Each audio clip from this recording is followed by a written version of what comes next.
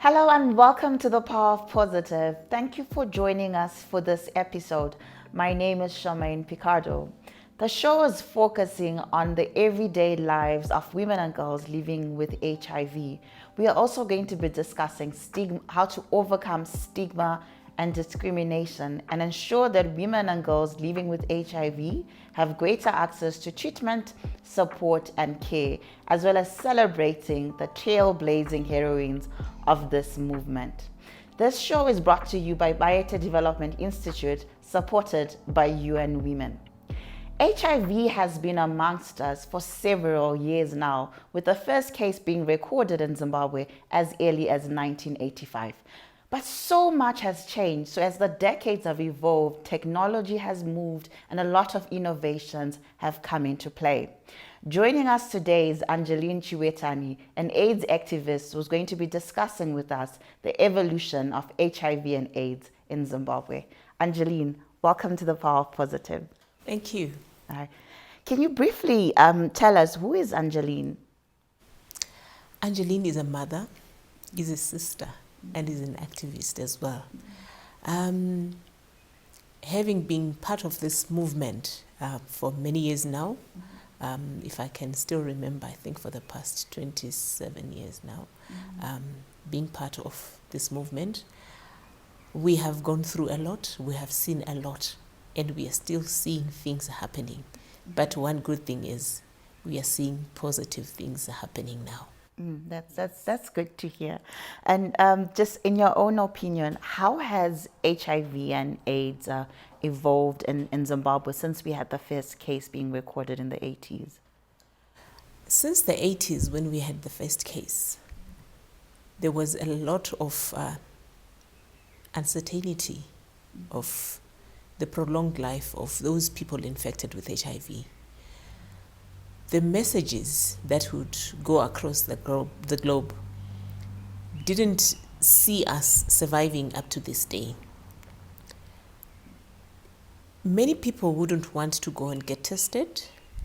Many people just wanted to live in silence and in silos because they didn't want and they didn't know how then to handle their lives whenever they become HIV positive, and especially knowing that they're HIV positive. And we have seen a lot of people committing suicide because they tested positive, because it was something that people didn't know how to handle. Even ourselves then, we didn't know how to handle. And even sharing my personal experience when my husband tested positive and he was sick, I faced a lot of challenges from the family members. Stigma, you name it. And a lot of people would visit to come and see the sick person, but also they then would go back and say a lot of bad things about the sick person that they would have visited.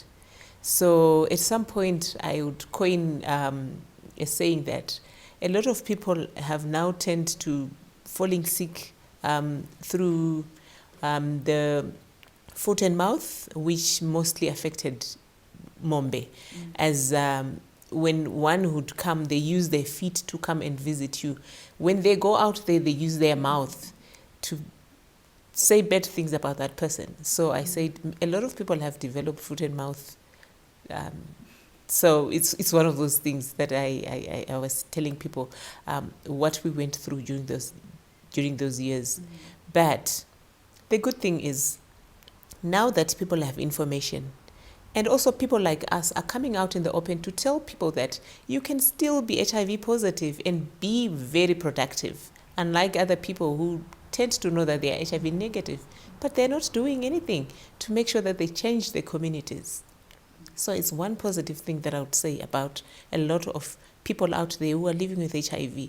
We have made a lot of differences in the communities. It's not me alone, but we work as a force to make sure that we change people's mindsets, we change people's attitudes towards many things that are going out there. Now that we have COVID, it's also another area that a lot of people are still wondering, and even they don't even know how to handle such.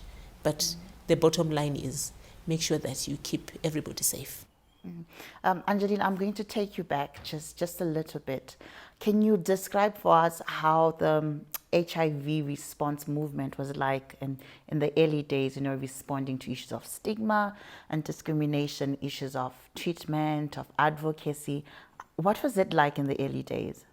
In the early days, like I've mentioned, people didn't want to be associated to be it organizations, some small movements in the different communities, because they didn't want to be labeled. Because obviously, if you were seen working with me or talking to me, then people would start suspecting, to say, this one is befriending Angeline. Then it means somewhere, somehow, she could be HIV positive or he could be HIV positive. Because people would distance themselves away from us. But one good thing is, now a lot of people are coming to us for information, for advice, and how best to live with HIV. And also looking at treatment issues. There was no treatment back then. We lost a lot of people. We lost a lot of family members. And I actually lost my husband as well because there was no treatment. I tried everything that I could.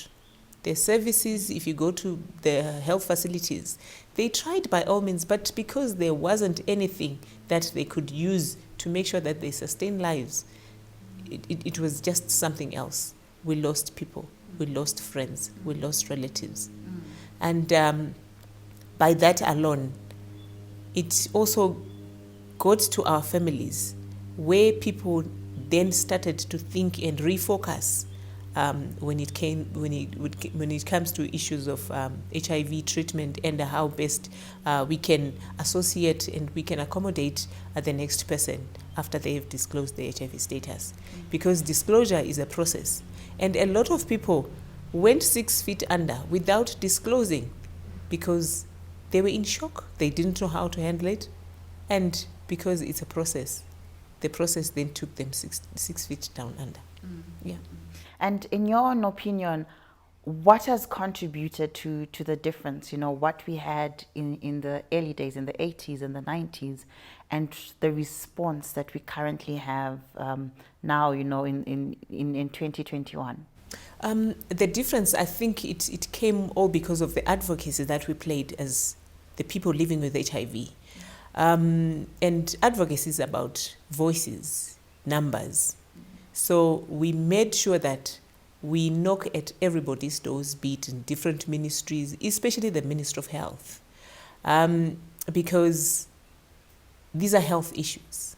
And we made sure that it's not going to be Ministry of Health alone, but every other ministry, because anyone in any different ministry or in any different company or organization can be infected with HIV. We went to the churches, we went to schools, we went to the actual communities where we are coming from to say this is what we have, how best can we handle it. We are in the forefront to make sure that not more people are going to be infected, but would want to see people changing their mindsets, changing the way we live.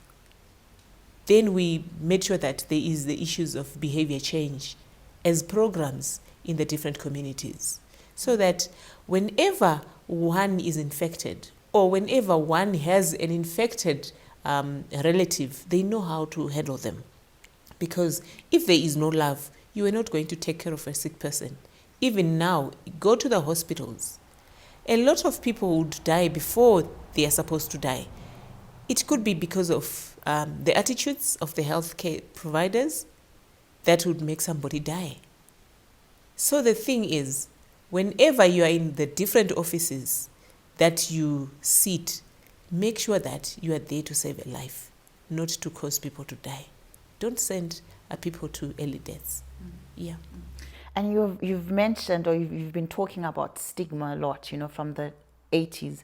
There was a lot of stigma and discrimination. Are people still facing the same issues, the issues that we were dealing with in the 80s? Are they still the same issues that we're dealing with in, currently now? But I'll just put a plug on that, and then you can respond to it when we come back from the break. Join us after the break as we continue with this conversation with Angeline. Zimbabwe and the world is at a turning point. People now understand and support the idea of gender equality. It's not just a women's issue, but that of human rights. Oh, Tano, there you are. Do you know about he for she? No problem. He for she is an invitation for men and all genders to stand in solidarity with women to create a bold, visible, and united force for gender equality. You can commit to the he for she movement via www.heforshe.org on Facebook and Twitter. It's that simple. All of it takes 10 seconds. Take note, the men of he for she are not on the sidelines. Men are working with women in communities to advance gender equality. Commit to he for she today and inspire millions of others to do the same.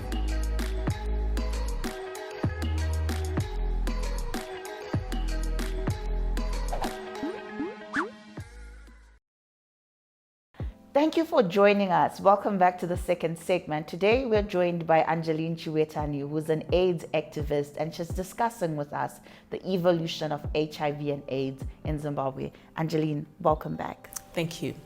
So just before we went to the break, I'd asked you, are there any changes when it comes to stigma and discrimination, or are we still facing exactly the same issues that were there in the 1980s? A lot of changes we have seen. And one of the changes, now we are here sitting, talking together, trying to discuss and making sure that we send the message out there to say whether one is living with HIV, they are still the same like yesterday. And in some cases, back then, you would not be given a position, say at the workplace, at churches, and wherever that one would be deemed to have a position of leadership because they're HIV positive. But we made sure that we tell people how we view these things and also how best these people living with HIV can be a stepping stone towards good development in our communities. Because a lot of people died, and they could have been business people, they could have been CEOs in different companies, because with HIV it didn't discriminate. Us people are the ones who discriminate, but with HIV it didn't. It just got to any other person, just like it. So I think it's one good thing that we have seen, and we still continue to make sure that we hammer on issues to do with stigma and discrimination, because I know it's not going to end like once off, but it's also a process where the way I understand things today and the way I would understand things tomorrow are different. And with HIV, a lot of new things are coming on board, and now that there is treatment, nobody can actually tell that I'm HIV positive the way I look. And in most cases, when I'm invited to go and present, be it at churches, companies, people would say, no, because you're working for an NGO that's into health, so you just want us to feel comfortable and discuss these issues. But this is who I am. It doesn't mean that one has to be scruffy, one has to be looking sickly, but because of the treatment, and I'm also just happy that I really advocated for access to treatment, which also then lended me to receive an international award under the Latin Foundation. And I got this award in 2004. I went to Spain to receive the award. And for this award, it's not my award, but it's for the whole of Zimbabwe, that we have made a lot of difference. We have made sure that people talk about issues affecting us as people living with HIV, and the different ministries, the different platforms would listen to us. And I'm just happy that we are in many platforms. People recognize us because we are there. We have made a difference rather than keeping quiet. Yes, and talking about advocacy, even having award-winning advocacy, I want us to really zero in on issues of advocacy. How have the advocacy strategies then evolved to also match the changes that have happened over the decades? Yeah. In the early years, say around 2000, 2001, thereabout, the WHO would give us like themes each year to say we want to make sure that such a number of people should be on treatment. And like in 2002, they gave us a leeway to say we would want to see 3 million people being on treatment. So they would say 3 by 5. I mean that in 2005 we would want to see 3 million people on treatment. Then we recoined it and said we want it to be free by 5.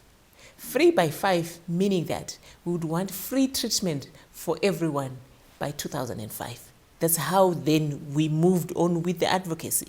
We would make sure that each time you give us a theme, we recoin it to make sure that it's for the benefit of the actual people in the communities. It's not only about numbers, but it's also about the human beings that we're talking about. Mm-hmm. And you've been talking about the WHO. You also mentioned the government, ministries of health. And we know in the early days when HIV was first recorded in Zimbabwe and in other parts of Africa as well, the onus was on the government, to provide treatment, to provide programming, whether it's supporting care or it's actual support. Is it still like that, or now, the response has widened, the movement has widened? The response and the movement has widened. I also give special thanks to the partners who are also chipping in to make sure that they save lives of Zimbabweans who are living with HIV and many other ailments. We have Global Fund. Global Fund is like supporting at a very high percentage. If you look at HIV, TB, and malaria, they are giving us a lot of money. Why Global Fund is coming in? Because it's like a basket fund where different governments, different companies, different individuals would commit themselves to say, we are donating this much to the Global Fund. So as well as the country, Zimbabwe is also putting some money into the basket, because they would say, how then can we support you when we don't have anything that is also coming to the basket? So obviously, each time they commit to say, we are giving you so much, our government is also then supposed to give a certain percentage to match the amount that we are going to get from Global Fund. We also have the US government under the PEPFAR projects. They are supporting us as well. They have different support that they give to our health facilities. They're actually even paying some of our health workers as well as Global Fund. So I think it's a plus that we made noise and it made a lot of difference. And many other partners out there had to listen to our plea, and they devoted themselves to say, we can't keep quiet whilst problems are going on, which is the same as COVID-19, where many other partners are also giving some grants for making sure that people are being served from the pandemic, which is COVID-19. And speaking of COVID-19, we know it does come with a lot, in terms of restricting mobility, in terms of even, interrupting supply chains of whether it's ARVs and other medicines as well. Is it still the same? Are people living with HIV still able to access their service, their treatment and other services that they might require? What are the strategies that have been put in place to ensure that we are not coming up later on with issues of defaulting and having issues with adherence? Yeah, because when COVID started, people were so confused. We didn't know how to handle and how to manage the issues as they were coming.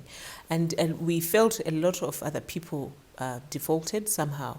But in the long run, because we know we have different platforms where people would share information, platforms of people living with HIV and other health service providers who are also part of our WhatsApp groups would share, somebody from Binga, somebody from Chitungwiza, somebody from Marondera, sharing their experiences during the COVID lockdowns, where people would say, when we get to the roadblocks, we were then involuntarily disclosing our status because I need to pass through and collect my medication. And especially with the young people, the adolescents, they were not, because they are not so much into these things, they would default. One would just turn back and go back home. They would just forget about the medicines.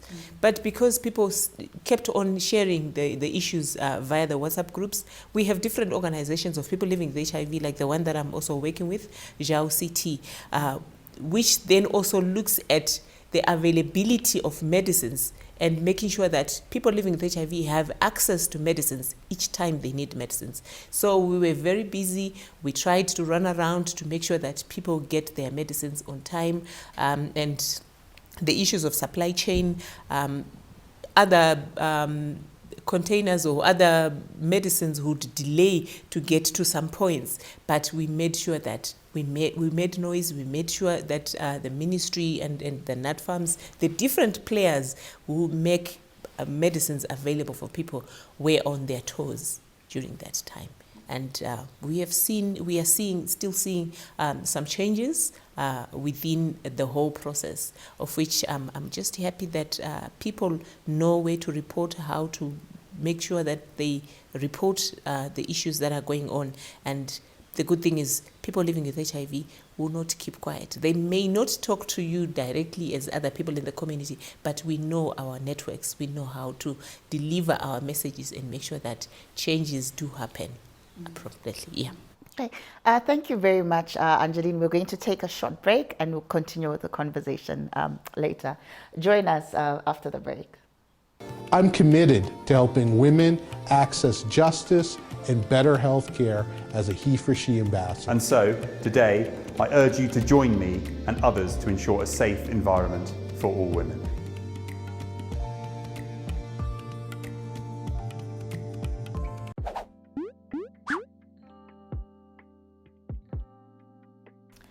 Thank you very much for joining us. Welcome back to our third and final segment. We're still in conversation with Angeline, discussing the evolution of HIV and AIDS in Zimbabwe. Angeline, welcome back. Thank you.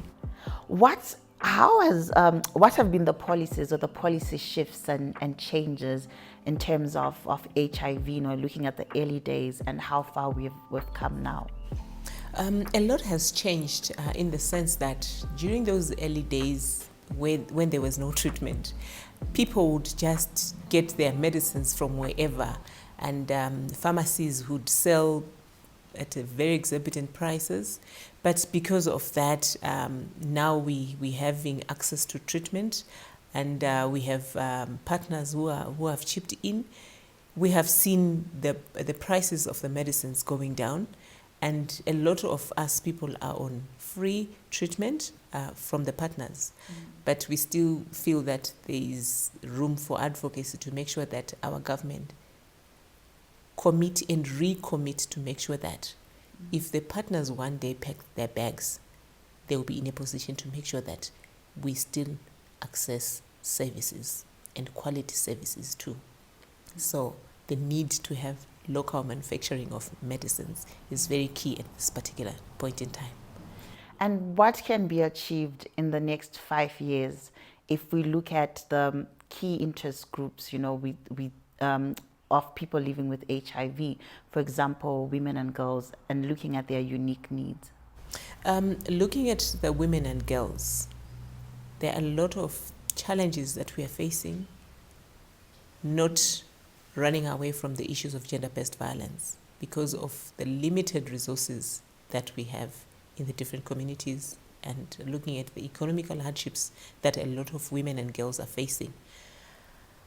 It's really a time when we say to our governments, let's make sure that we cushion women and girls so that they do not continue suffering and face a lot of gender-based violence out there. We still need those women because they are part of the agenda.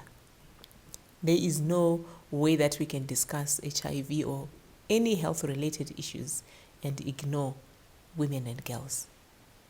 So obviously, our governments should make sure that they refocus, they reconnect with the women and girls out there to make sure that we have access to everything that we need, like any other person. And lastly, what is your call to action to your peers, fellow HIV and AIDS activists in Zimbabwe? We still have a lot of work to do to prevent, because I know the former minister usually would say the first port of call is prevention, then prevention, then prevention. We don't want to infect any other more people, any other person out there. Because the good thing is, because we are doing good adherence to our treatment, most of us, our viral load is undetectable.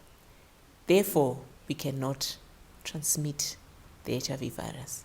But the good thing is, let's continue to make sure that our communities make a difference in whatever that we do in regarding to health.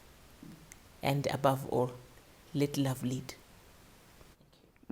Thank you very much for joining us today, Angeline, and sharing with us the history and the evolution of HIV in Zimbabwe. Thank you so much. All right.